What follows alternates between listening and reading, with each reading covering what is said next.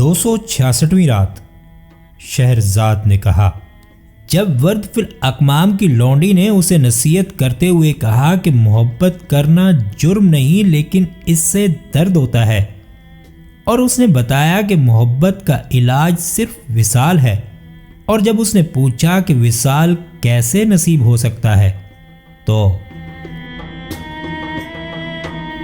شہرزاد نے اپنی کہانی جاری رکھتے ہوئے بادشاہ شہریار کو بتایا کہ جب وزیر زادی ورد فی الاکمام نے اپنی لونڈی سے پوچھا کہ وصال کیسے نصیب ہو سکتا ہے تو اس نے جواب دیا کہ اے میری آقا، خط و کتابت، شیریں گفتاری اور سلام و پیام کی زیادتی سے کہیں کہیں ذریعہ ہے محبوبوں سے ملاقات کا، اس سے مشکل کام آسان ہوتے ہیں۔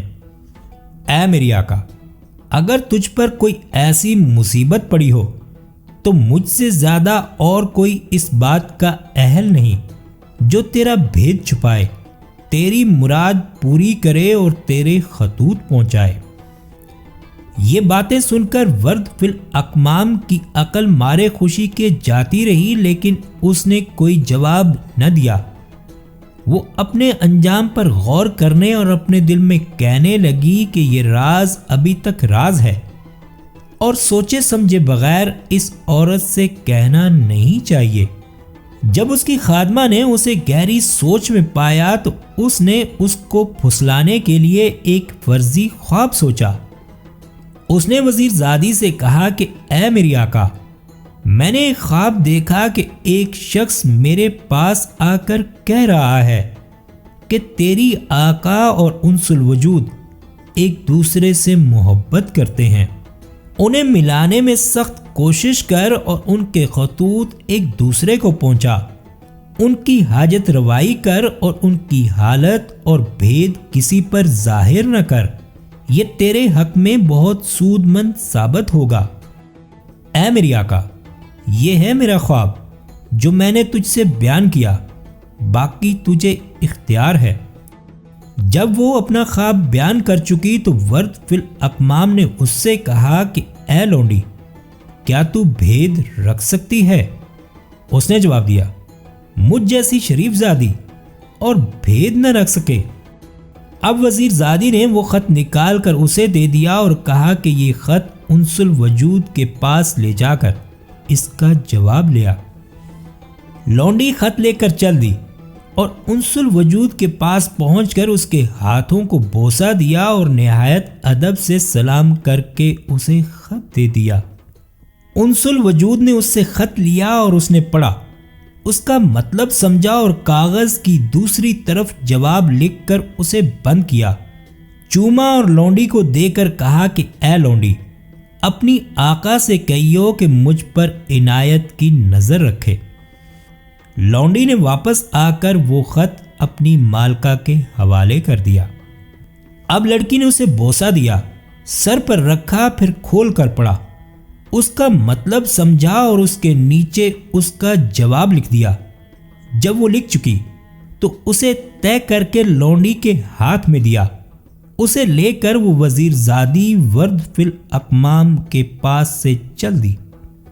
اب اتفاق سے راستے میں محل کا بڑا دربان اسے ملا اور اس نے پوچھا کہ اے لونڈی، کہاں جاتی ہے؟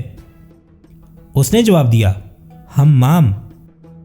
لیکن جب دربان نے اسے باروب انداز میں پوچھا تھا تو وہ کچھ ایسی گھبرائی کہ دہلیز پار کرتے وقت وہ خط اس کے کپڑوں سے نکل کر گر پڑا۔ لونڈی تو اپنے حواس ٹھیک کر کے وہاں سے نکل گئی اور خط گرنے کی اسے خبر تک نہ ہوئی، اور ایک نوکر نے اسے راہ میں پڑا دیکھ کر اٹھا لیا۔ اتنے میں وزیر ورد فی الاکمام کا باپ زنان خانے سے نکل کر مردانے میں آیا اور نوکر جسے وہ خط ملا تھا اس کے پاس گیا۔ وزیر بیٹھا ہی تھا کہ نوکر نے اسے خط پیش کر کے عرض کیا کہ اے میرے مولا، مجھے یہ خط گھر کی دہلیز پر پڑا ملا ہے اور میں اسے اٹھا لایا ہوں۔ وزیر نے کاغذ اس کے ہاتھ سے لے کر کھولا، وہ تحریریں پڑھی، جو اس کے اندر لکھی ہوئی تھیں اور ان کا مطلب سمجھا۔ غور سے دیکھنے کے بعد اسے معلوم ہوا کہ وہ اس کی بیٹی کے ہاتھ کا لکھا ہوا ہے۔ اب وہ روتا ہوا لڑکی کی ماں کے پاس پہنچا اور اتنا رویا کہ اس کی داڑھی بھیگ گئی۔ اس کی بیوی نے کہا کہ اے میرے مولا، تو کیوں روتا ہے؟ وزیر نے جواب دیا کہ اس کاغذ میں اس کی بیٹی ورد فی الاکمام اور انس الوجود کی خط و کتابت ہے، جس سے ظاہر ہوتا ہے کہ وہ دونوں ایک دوسرے سے محبت اور عشق کرتے ہیں۔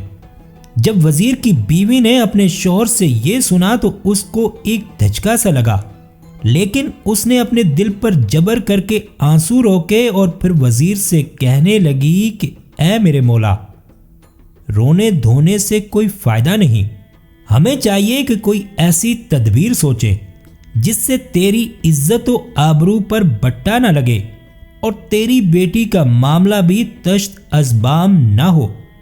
وہ اسی طرح شوہر کو تسلی دیتی اور اس کی چوٹ کو سہلاتی رہی۔ وزیر نے کہا، بدنامی تو ایک طرف، ان کی محبت سے میری بیٹی کے متعلق بڑا خطرہ پیدا ہو گیا ہے۔ تو جانتی نہیں کہ سلطان کو انس الوجود سے کیسا عشق ہے، اور اس لیے ان دو باتوں کی وجہ سے میں بہت ڈرتا ہوں۔ اول تو خود اپنی بیٹی کی وجہ سے، کیونکہ وہ میری بیٹی ہے، اور دوسرے سلطان کی طرف سے، کیونکہ انس الوجود اس کا معشوق ہے۔ تعجب نہیں کہ بات کا پتنگڑ بن جائے۔ اس میں تیری کیا رائے ہے؟ اس کی بیوی نے اس سے کہا کہ تو اتنی دیر ٹھہر جا کہ میں استخارے کی نماز پڑھ لوں۔ یہ کہہ کر اس نے 2 رکعت استخارے کی نماز پڑھی۔ نماز پڑھ چکی تو اس نے اپنے شوہر سے کہا۔ اب شہرزاد کو صبح ہوتی دکھائی دی اور اس نے یہ کہانی بند کر دی۔